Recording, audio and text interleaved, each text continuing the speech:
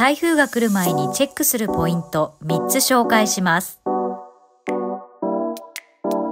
外壁に破損がないか確認し、台風が来る前に修繕しましょう。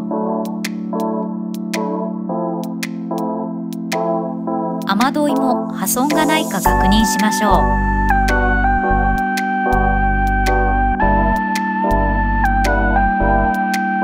風で煽られないよう自転車カバーを外し、事前に倒しておきましょう。事前にチェックして台風に備えましょう。みんなで生き延びるんだ。100年防災社